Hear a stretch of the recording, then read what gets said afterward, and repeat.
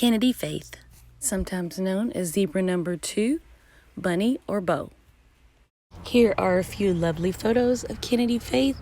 If you see her in the street, say hi.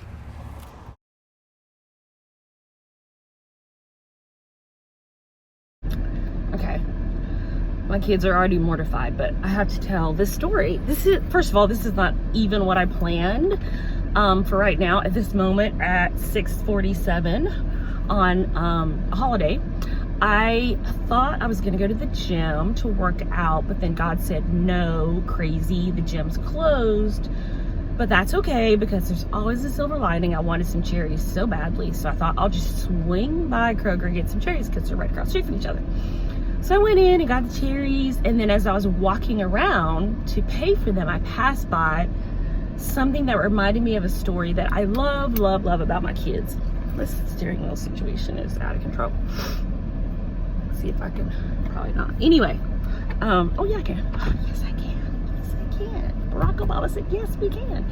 Anyway, so I had just forgotten about it. And this is when the kids were quite little. And I want to say Kennedy was maybe 5 and Madison was maybe around 7. And we had taken those family trips to Home Depot like we normally would when it was time to redo the flower bed with Scott, and we had gone and we told the girls they could pick out one thing, like one flower or whatever.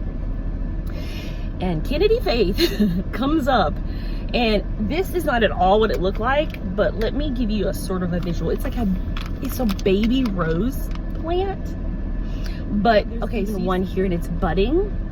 It wasn't even that, it was dead. I mean, it was dead. There was not one rose. There was not one hint of a rose.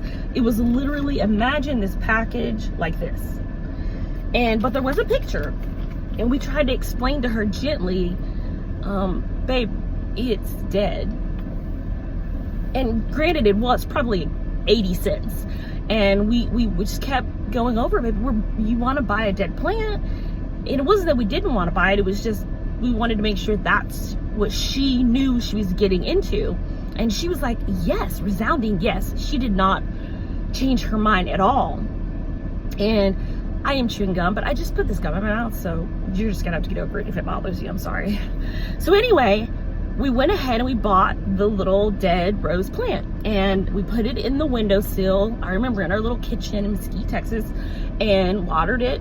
And really, I didn't think anything about it. It just left my memory until a couple weeks.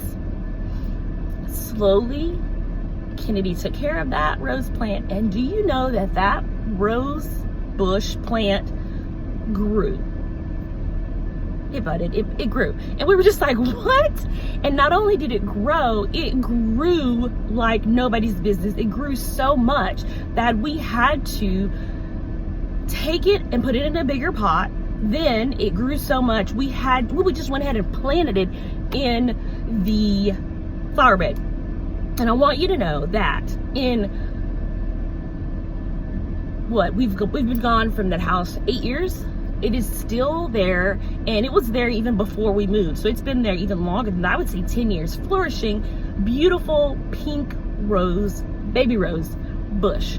And I just can't believe I forgot that story, and how, just because we couldn't see it doesn't mean it's not there, doesn't mean it's not reality, doesn't mean it can't happen tomorrow, doesn't mean it can't happen a year from now. And I just thought that was a huge lesson for myself, and that says a lot about my child, is that what she wants, and she doesn't care if you believe her, or if her friends believe her, or if her dad believes her. And I'm so grateful that Scott and I kind of stepped to the side. I was like, if she wants the dead plant, we're gonna buy her the dead plant.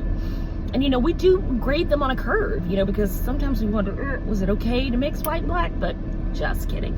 Anyway, so my baby got her plant, and it grew and grew. And every time I pass by the house, which is rarely, I'm reminded that sometimes there are things that other people can see that you can't. And it doesn't mean you're wrong.